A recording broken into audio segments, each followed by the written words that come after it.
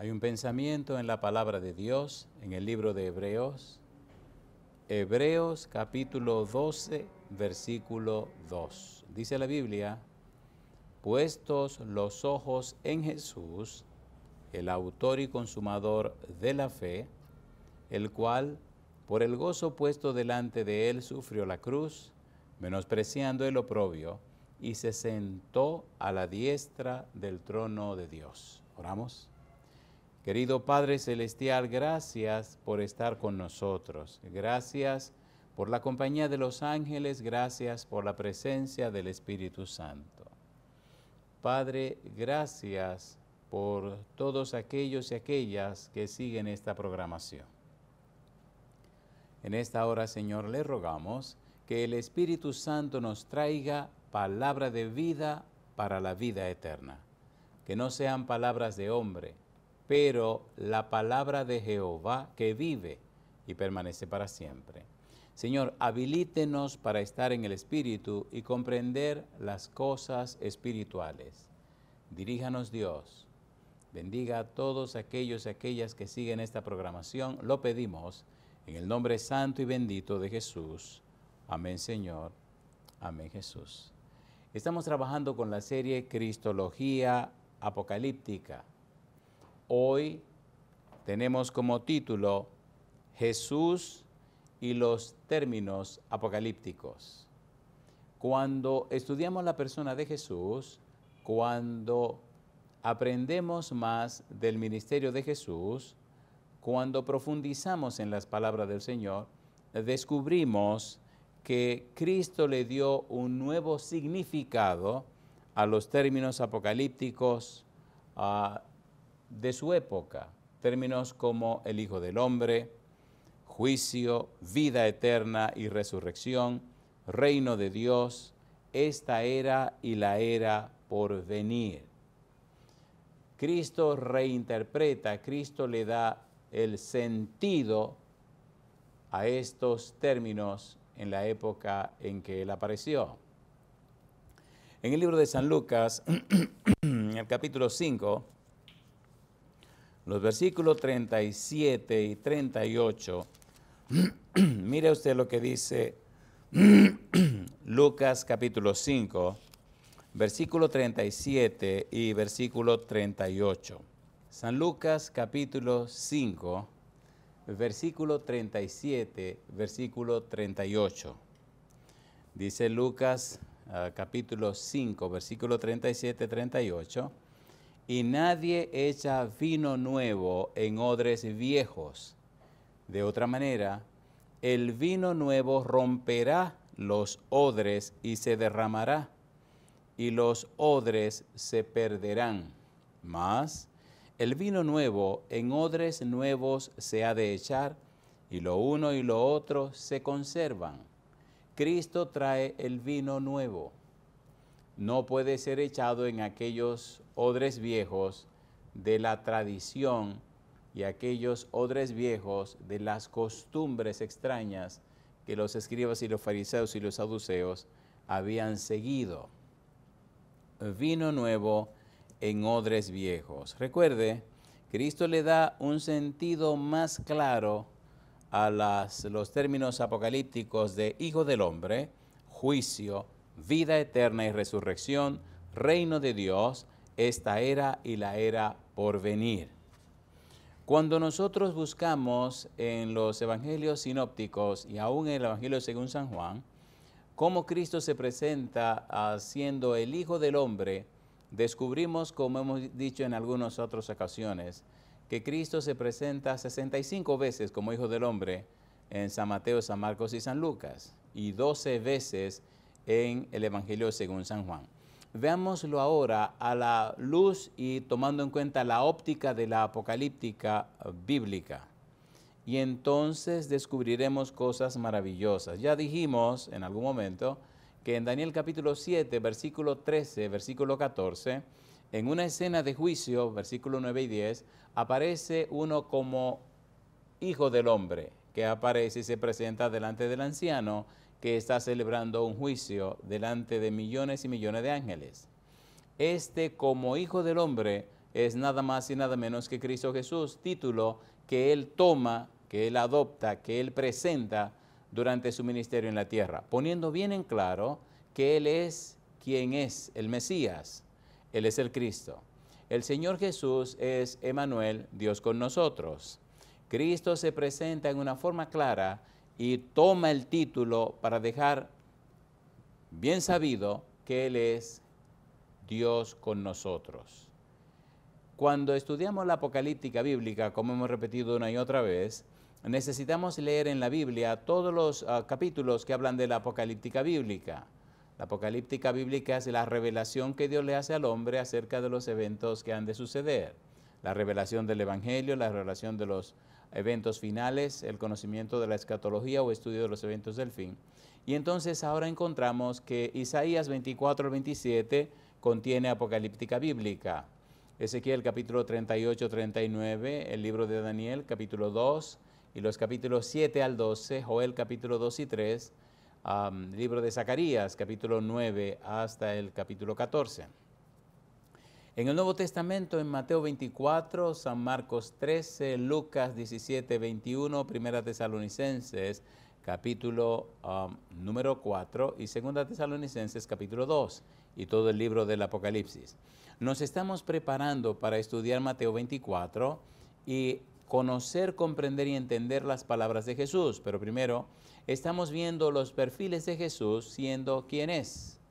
Cristo Jesús es el Hijo del Hombre, Cristo Jesús es Dios con nosotros, Cristo Jesús es el Mesías, Jesús es el Cristo, es Dios que está con nosotros. Hoy estamos trabajando con el título Jesús y los términos apocalípticos. Hijo del Hombre. ¿En qué manera, de qué forma Cristo empleó este título? En Marcos capítulo 2, versículo 16, el Señor Jesús dijo, Marcos capítulo 2, versículo número 16, Cristo Jesús toma este título, toma este nombre para presentarse a sí mismo. Es el título más usado por el Señor Jesús. San Marcos capítulo 2, versículo 16, dice la palabra de Dios. Y los escribas, Marcos capítulo 2, versículo 16, y los escribas y los fariseos, viéndolo comer con los publicanos y con los pecadores, dijeron a los discípulos, ¿qué es esto que él come y bebe con los publicanos y pecadores? Cristo desciende, condesciende, se une, se reúne con los seres humanos en su propio nivel. El Señor Jesús viene y participa con la humanidad. Jesús viene y se hace presente con las necesidades humanas. El Hijo del Hombre condesciende y participa con los seres humanos. En el libro de San Mateo, en el capítulo 9, el versículo 6, dice el Señor Jesús, pues para que sepáis que el Hijo del Hombre tiene potestad en la tierra para perdonar pecados, dice al paralítico, levántate, toma tu cama y vete a tu casa. El Hijo del Hombre tiene potestad, tiene poder para perdonar pecados, tiene la autoridad de perdonar pecados. San Marcos capítulo 8, versículo 31, dice la palabra de Dios, y comenzó a enseñarles que le era necesario al Hijo del Hombre padecer mucho y ser desechado por los ancianos, por los principales sacerdotes y por los escribas, y ser muerto. Y dice, y resucitar después de 3 días. Además de tener autoridad para perdonar pecados, tiene poder y autoridad para resucitar de entre los muertos. En el capítulo 9, versículo 31, Marcos sigue diciendo, San Marcos capítulo 9, versículo 31, porque enseñaba a sus discípulos y les decía, el Hijo del Hombre será entregado en manos de hombres y le matarán, pero después de muerto resucitará al 3er día. El Hijo del Hombre tiene poder para poner su vida y tiene poder para recuperarla. El Hijo del Hombre tiene la autoridad tiene la potestad de hacer cosas que nadie había hecho. Cuando seguimos leyendo, Marcos nos habla acerca de la obra redentora de Jesús. Sufrimientos, muerte y resurrección, capítulo 10, versículo 33. El Hijo del Hombre, dice el versículo 33, Marcos 10:33. He aquí subimos a Jerusalén, y el Hijo del Hombre será entregado a los principales sacerdotes y a los escribas, y le condenarán a muerte, y le entregarán a los gentiles.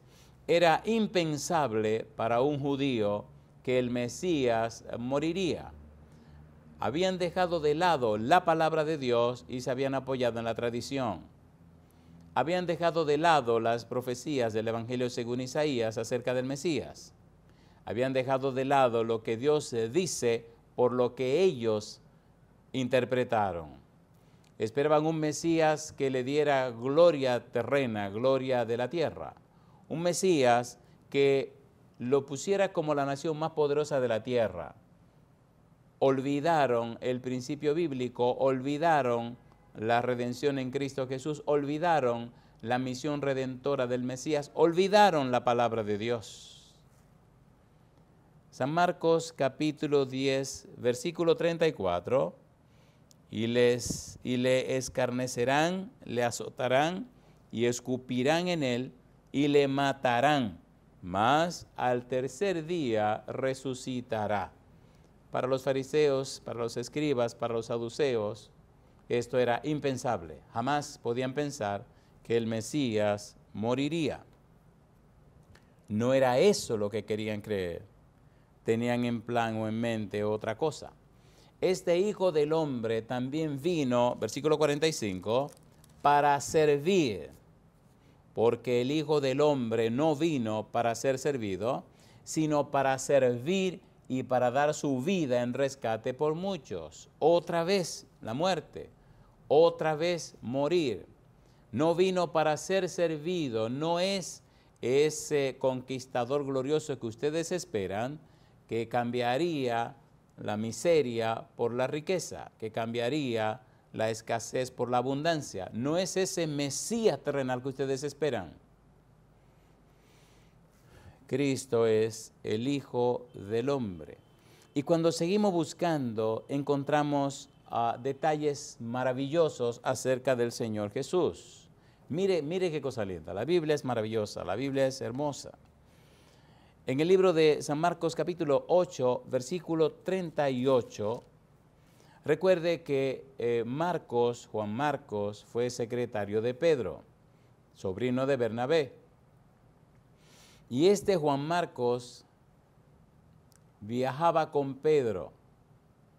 Los exégetas bíblicos dicen que, siendo que Marcos no era uno de los 12, no era un apóstol, sino secretario de Pedro, escribió su evangelio, primero de los 4, oyendo los sermones de Pedro. Tomando en cuenta la predicación de Pedro, escribió su evangelio. Y los detalles que Marcos da acerca del Hijo del Hombre son maravillosos. Por ejemplo, San Marcos capítulo 8, versículo 38. Recuerde, estamos trabajando con la serie Cristología Apocalíptica y hoy estamos trabajando con el título Jesús y los términos apocalípticos. Estamos mirando la palabra, el nombre Hijo del Hombre, pero también estamos viendo cómo Cristo le da un sentido personalizado a la vida, muerte y resurrección del Mesías. Él es el Mesías. Habla de su muerte, pero también de su resurrección.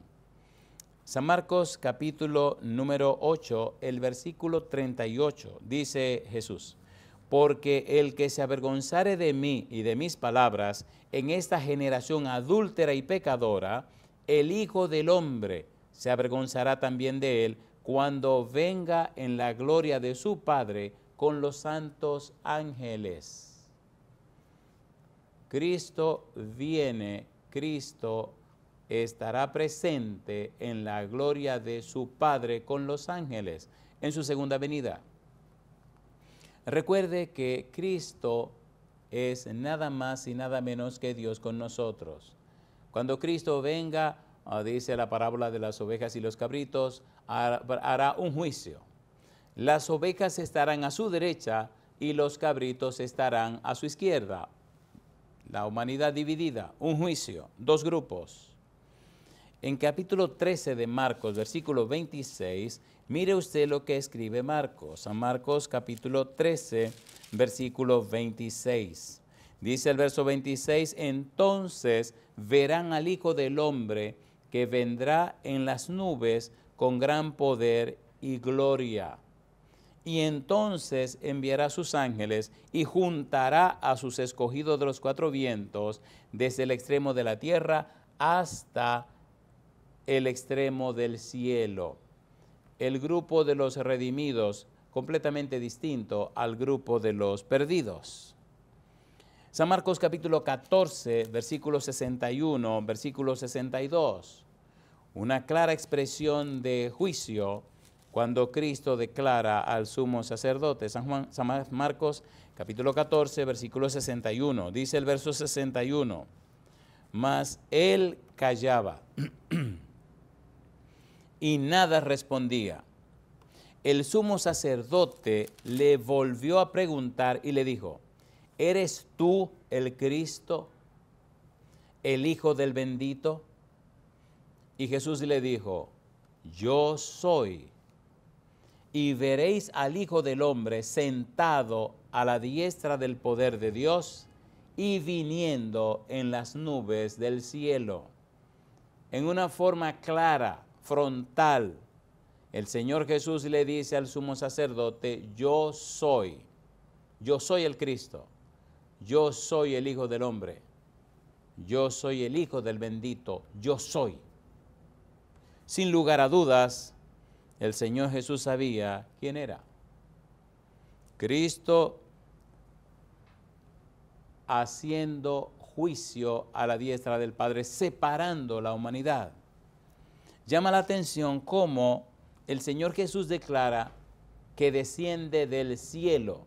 Él no es de esta tierra, Él viene del cielo a la tierra. San Juan, capítulo 3, versículo 13. Recuerde, estamos usando el método bíblico, gramático, descriptivo. No es lo que diga el predicador, no es lo que piensa u opina el predicador. No es una idea del predicador, no es lo que los hombres dicen acerca de Dios. Es lo que Dios dice a los hombres. La Biblia, la Escritura, la palabra de Dios, es el mensaje de Dios para los seres humanos. Es Dios que le habla a los seres humanos. No hay lugar a dudas cuando usted se llena de la palabra de Dios, cuando usted se sumerge en la palabra de Dios. Escrito está en la Escritura, fueron las palabras de Jesús. San Juan capítulo 3, versículo 13. Mire qué interesante. San Juan capítulo 3, versículo 13. El Dios de Abraham, de Isaac y de Jacob, San Juan capítulo 3, versículo 13. San Juan capítulo 3, versículo 13. Ahora sí, dice el verso 13. Nadie subió al cielo, sino el que descendió del cielo, el Hijo del Hombre que está en el cielo. He descendido del cielo, yo no soy de esta tierra, yo vengo del cielo. Cuando seguimos buscando, encontramos detalles interesantísimos acerca de la trascendencia del Señor Jesús. Cristo viene a la tierra y entonces comienza una nueva comunicación entre el cielo y la tierra. Recuerde el periodo intertestamentario, por 400 años nadie dijo palabra de Jehová. En este periodo intertestamentario no apareció ningún profeta, hasta que apareció Juan el Bautista anunciando la venida de Cristo Jesús. Ahora Cristo nos presenta en San Juan capítulo 1, versículo 51, la realidad de su propia vida, dice el versículo 51, y le dijo, de cierto os digo, de aquí adelante veréis el cielo abierto y a los ángeles de Dios que suben y descienden sobre el Hijo del Hombre. Cristo es aquella escalera que vio Jacob. Génesis capítulo número 28, versículo 12, versículo 13. Y esa escalera estaba con su pie sentado en la tierra, pero llegaba hasta el cielo ante la misma presencia del Padre Celestial. Y Jacob dice que veía a los ángeles que subían y bajaban sobre esa escalera. Y ahora Cristo dice que Él es esa escalera.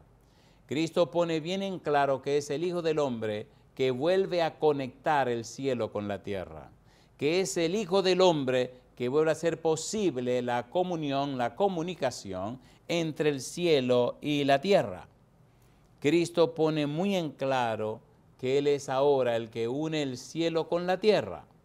Como Emmanuel, Dios con nosotros, como un ser divino, tiene derecho a estar en la presencia del Padre y con el Padre, y como ser humano tiene derecho en la tierra. Y como conquistador tiene derecho y tiene toda potestad, toda autoridad, no solo en la tierra, sino también en el cielo. Yo digo, alabado sea el nombre de Dios. Necesitamos conocer a Jesús. Necesitamos comprender a Jesús. Necesitamos entender a Jesús. Él es la razón de nuestro existir. San Juan capítulo 3, versículo 31. Mire qué cosa linda. San Juan capítulo 3, versículo 31. Dice Jesús, el que de arriba viene es sobre todos. El que es de la tierra es terrenal y cosas terrenales habla. El que viene del cielo es sobre todos. ¿Quién es Jesús? Es Dios con nosotros. ¿Quién es Jesús? Es el Mesías, es el Cristo. ¿Quién es Jesús? Es el Hijo del Hombre. ¿Quién es Jesús? Es el juez, como veremos en un momento. El Señor Jesús dice que viene de arriba, viene de lo alto, y dice que el que de arriba viene es sobre todos. El que es de la tierra es terrenal, y cosas terrenales habla. El que viene del cielo es sobre todos. Cristo es superior a todos. En el capítulo 6, versículo 62 de San Juan, el Señor Jesús sigue poniendo muy en claro de dónde procede. Juan capítulo 6, versículo 62 dice, pues que si viereis al Hijo del Hombre subir a donde estaba primero. En el capítulo 1 del libro de Hechos encontramos a Cristo como vuelve y asciende al cielo en una nube. Cristo viene del cielo, Cristo regresa al cielo, Cristo, el Hijo de Dios, Cristo, el Hijo del Hombre.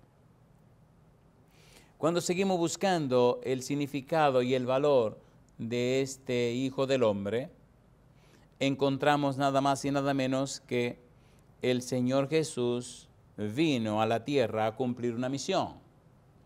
¿Cuál es esa misión a la que vino el Hijo del Hombre? San Juan capítulo 3, versículo 17. Cristo vino a salvar al mundo.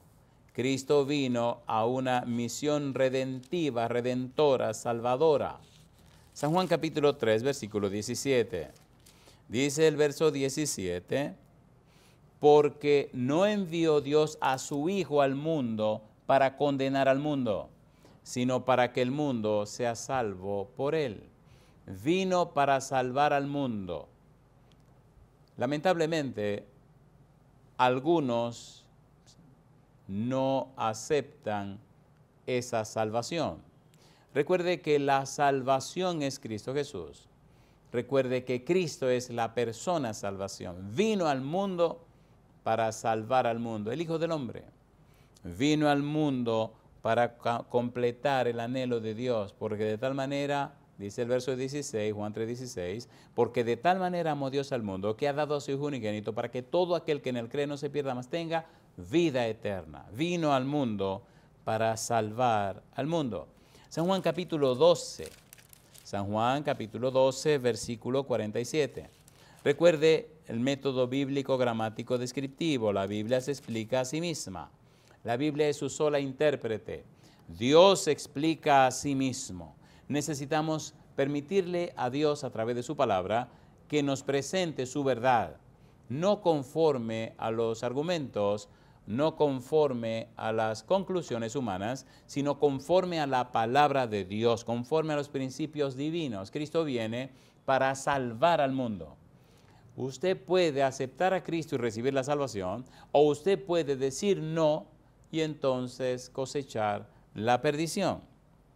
San Juan capítulo 12, versículo 47, al que oye mis palabras y no las guarda, dice Jesús, yo no le juzgo, porque no he venido a juzgar al mundo, sino a salvar al mundo.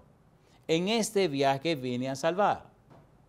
Pero espérese un poquito y espérese que vuelva por segunda vez, que entonces vengo en el día de Jehová, el día de Jesucristo, la segunda venida, el día del juicio, y entonces las cosas se pondrán difíciles.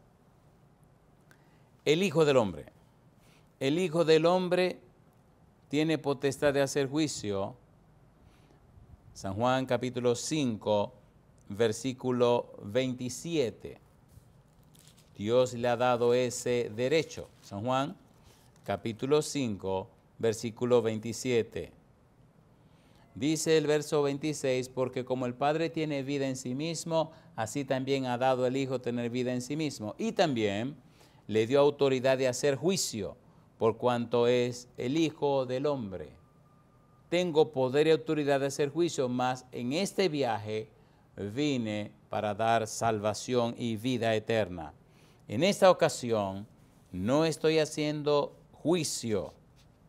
Sin embargo, llama la atención los detalles que da el Señor Jesús. Mire qué cosa linda.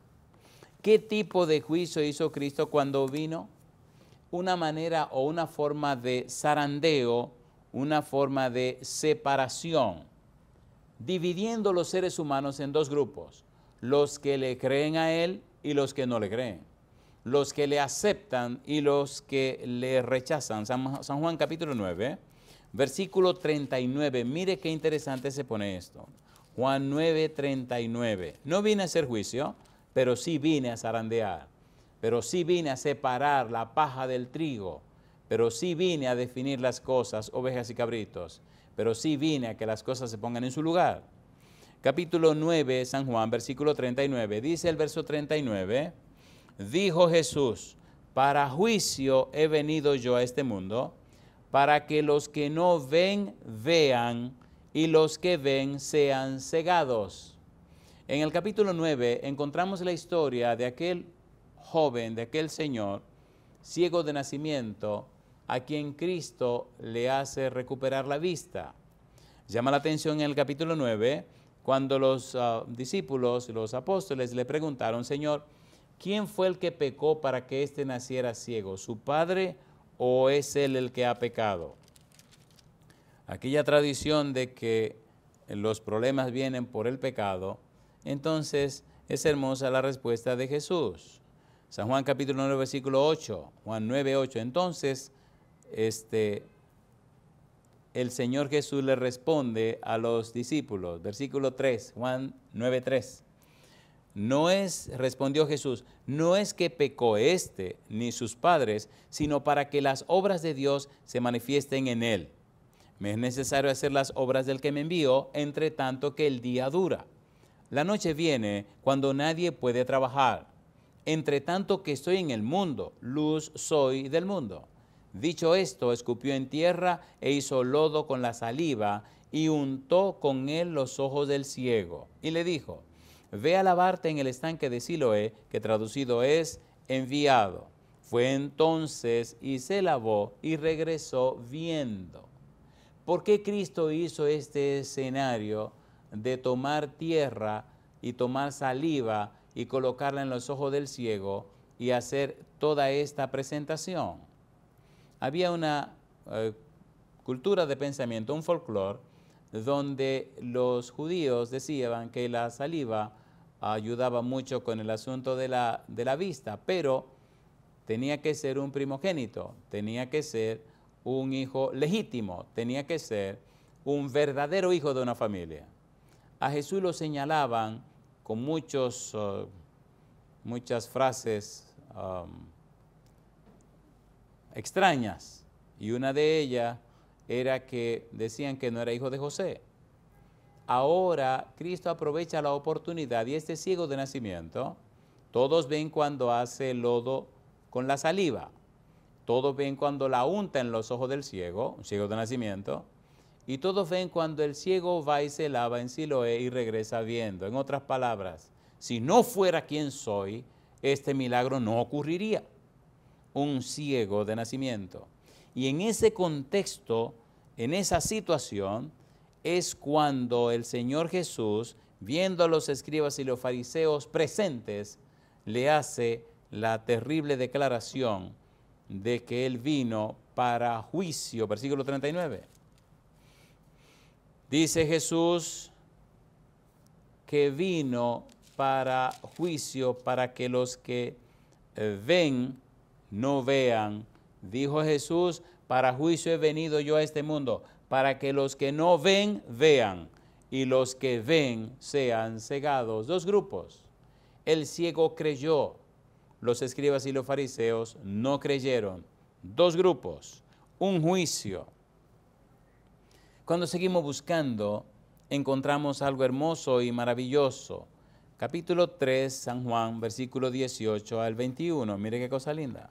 San Juan, capítulo 3, versículo 18 al 31. Necesitamos volver a la Biblia porque triste, lamentable y desgraciadamente el cerebro humano se ha hecho un daño espantoso al alejarse de la palabra de Dios. Todo lo creado, todo lo que existe fue hecho con la palabra de Dios. Volver a la palabra de Dios significa volver al creador de todas las cosas. La palabra de Dios contiene la energía creadora que llamó los mundos a la existencia. Volver a la palabra es volver al creador.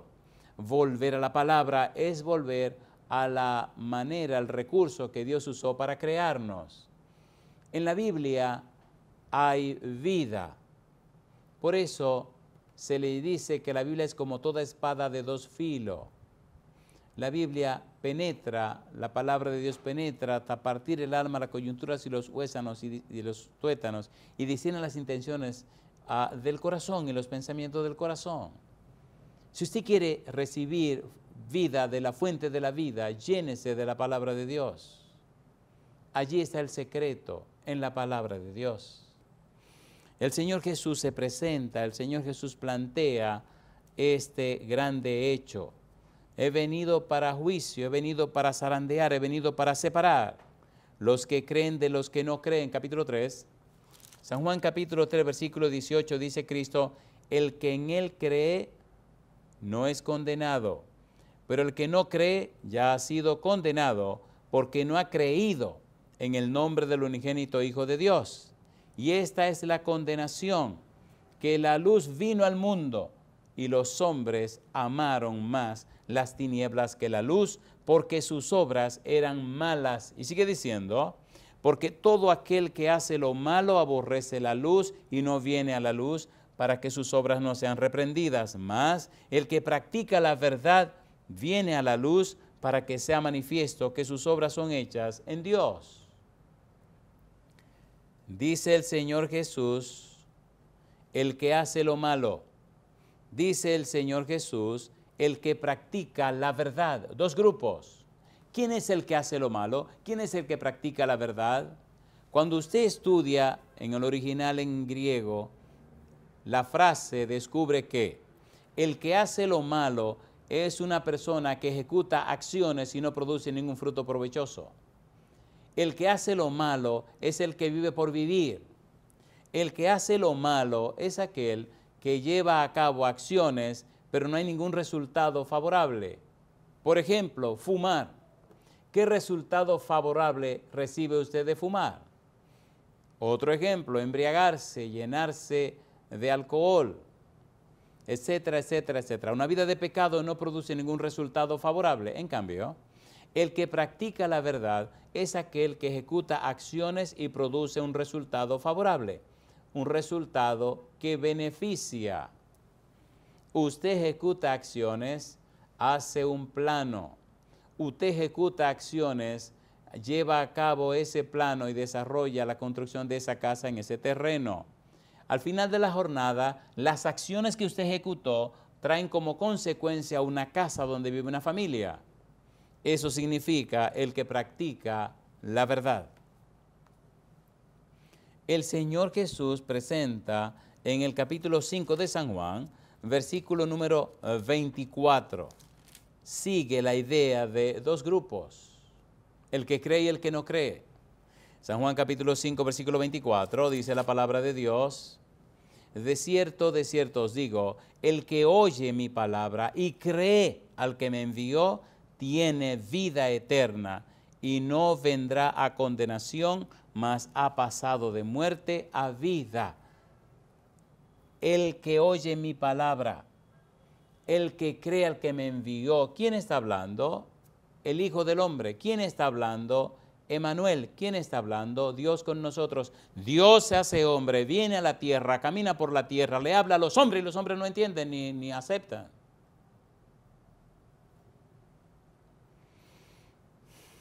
Y eso produce un zarandeo. Usted, amigo, amiga, hermano, hermana que está escuchando o que nos está siguiendo, usted tiene que tomar una decisión. Y si no la toma, ya la tomó. Jesús dijo muy claro: el que no es conmigo, contra mí es. El que conmigo no recoge, desparrama. En San Juan capítulo 9, versículo 35, hay un incidente interesante. San Juan capítulo 9, versículo 35.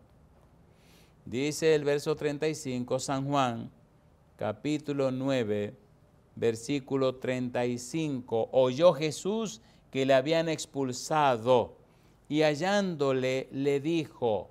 Recuerden el capítulo 9 de San Juan, el ciego de nacimiento que Cristo le abre los ojos, que recobra la vista. Y ahora Cristo se encuentra con él y le pregunta: ¿crees tú en el Hijo de Dios? Respondió él y dijo, el ciego le responde a Jesús: ¿quién es, Señor, para que crea en él? Y Cristo le dijo Jesús: pues le has visto, y el que habla contigo, él es. Y él dijo: creo, Señor, y le adoró. El ciego reconoció en Cristo Jesús a Emmanuel, reconoció en Cristo Jesús al Hijo del Hombre. No solo le creyó por la maravilla que había hecho en su propia vida, sino que le reconoció como un ser divino, le adoró.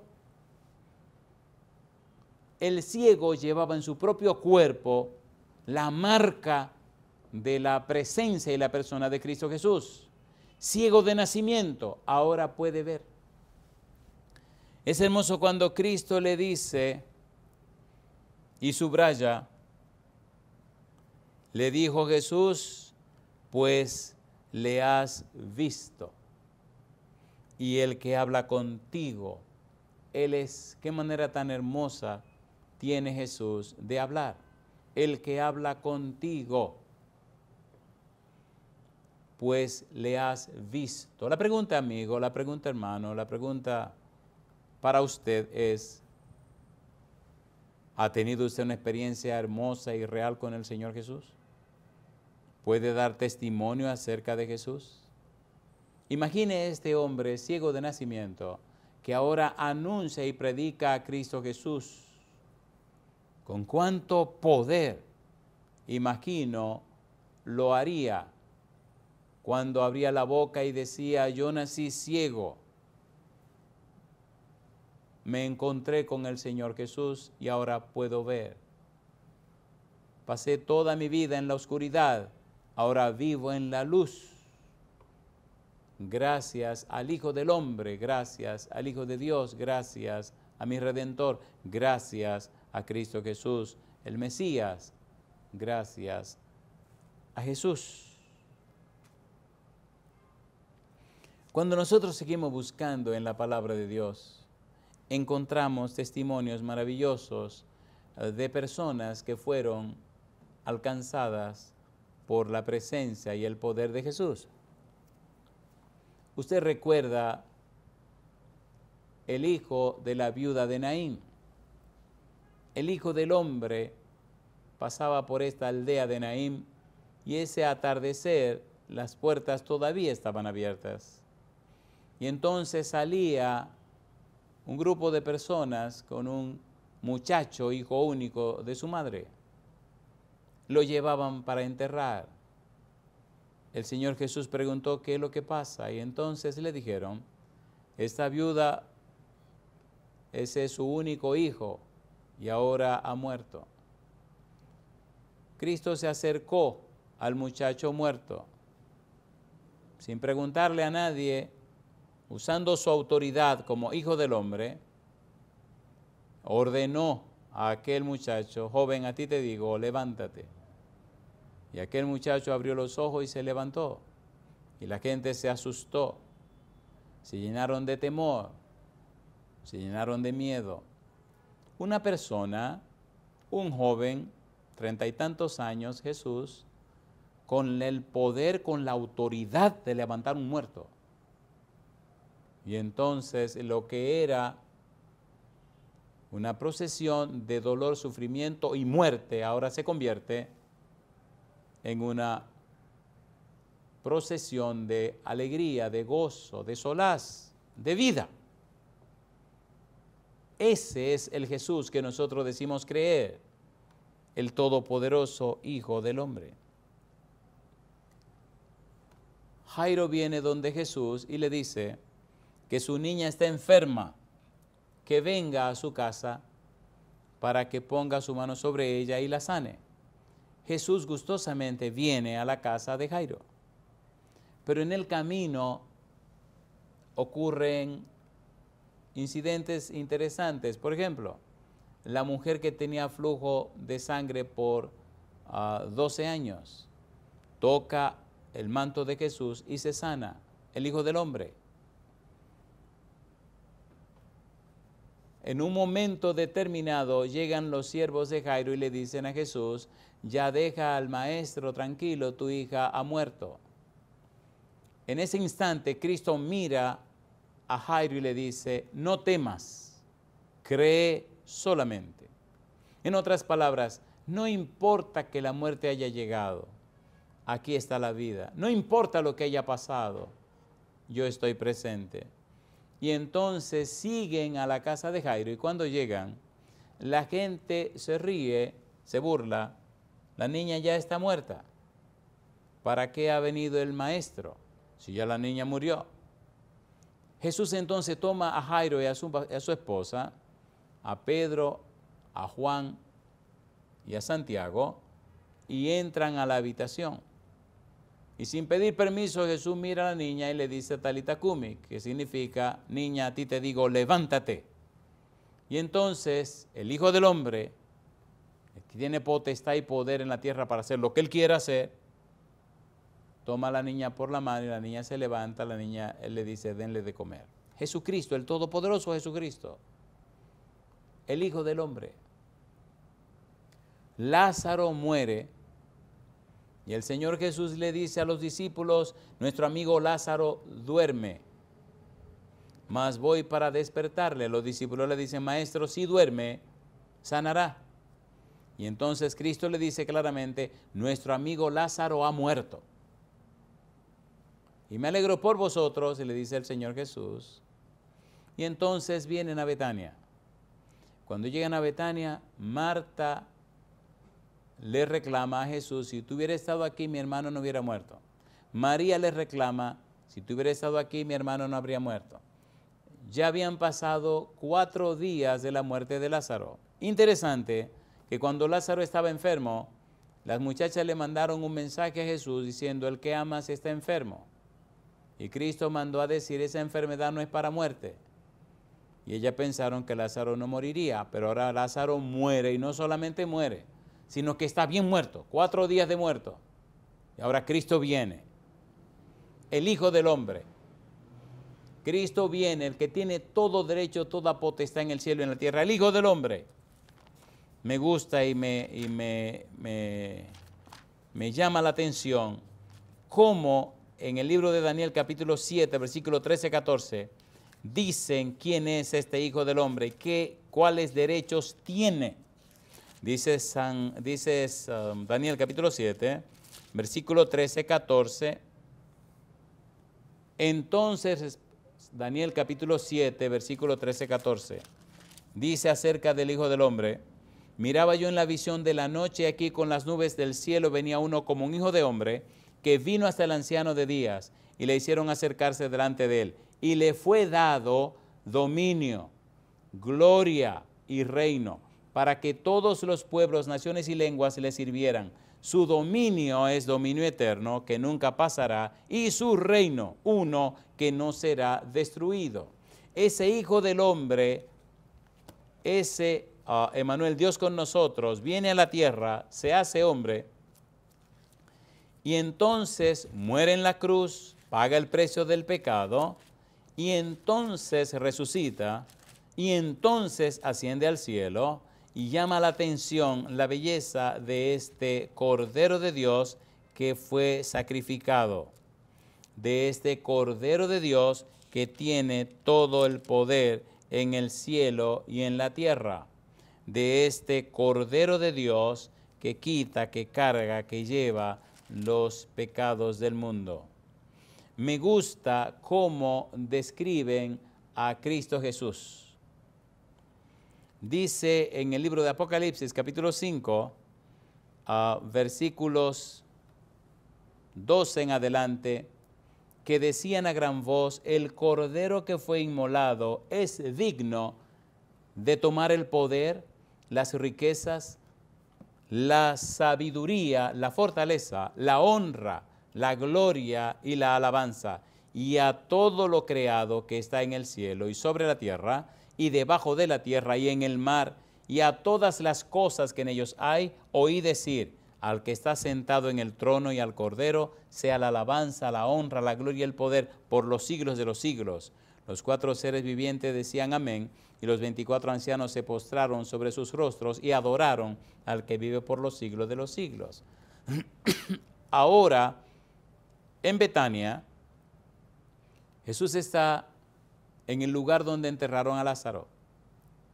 Detrás de la piedra, está el cuerpo de Lázaro muerto y putrefacto. Del otro lado de la piedra está el Señor Jesús, el Hijo del Hombre, con todo el poder, la potestad y la autoridad, el creador del mundo, el sustentador del universo. Y ahora la muerte, con su presa ahí dentro, detrás de la piedra, y la vida delante de la piedra, Cristo ordena: muevan la piedra, quiten la piedra. Y Marta dice: Señor, no, tiene 4 días, ya hiede, quiten la piedra. ¿No te he dicho que si cree verá la gloria de Dios? Cristo le había dicho muy claro a Marta: yo soy la resurrección y la vida. Movieron la piedra y Cristo da la orden: Lázaro, ven fuera. La muerte sale corriendo y la vida se adueña, se posesiona del cuerpo de Lázaro. Y Lázaro abre los ojos y sale de la tumba completamente cambiado, transformado. Cristo Jesús, el Hijo del Hombre. ¿Ha creído usted a Cristo Jesús? Entonces ya es tiempo de salir de la tumba. Entonces ya es tiempo de mover la piedra. Necesitamos conocer a Jesús. Necesitamos comprender a Jesús. Necesitamos, en este zarandeo que estamos viviendo, en esta manera de separación, de esta manera de sacudimiento, tomar una decisión. El que no es conmigo, contra mí es. Por sus frutos los conoceréis. Si me amáis, guardad mis mandamientos. Si permanecéis en mí y mis palabras permanecen en vosotros, pedid todo lo que queréis y os será hecho. Amigo, amiga, es tiempo de volver a Jesús. Es tiempo de conocer al Hijo del Hombre. Es tiempo de aceptarle como nuestro Rey de Reyes y Señor de Señores. Es tiempo de tomar más en serio este asunto de la salvación. Es tiempo de entregarnos a Él. ¿Acepta usted a Jesús como su único y suficiente Salvador? ¿Acepta usted a Jesús como su todo, su Señor, su amo y su dueño? ¿Acepta usted a Cristo como el Hijo del Hombre que vino a la tierra para pagar el precio del pecado? ¿Acepta usted a Cristo Jesús como su todo en la vida? Si usted dice sí, levante la mano conmigo y oremos a Dios. Querido Padre Celestial, aceptamos a Cristo Jesús, Señor. Le aceptamos como nuestro Señor, nuestro dueño, nuestro Rey, nuestro Salvador. Padre querido, como aquel ciego aceptamos las palabras de Jesús. Ve al estanque de Siloé y lávate. Padre Celestial, aceptamos por fe a Cristo en nuestra vida y le damos todo derecho legal espiritual para que el Santo Espíritu venga y haga la obra de la regeneración, de la conversión, del arrepentimiento, de la transformación en nuestra vida. Padre, sacuda nuestra vida.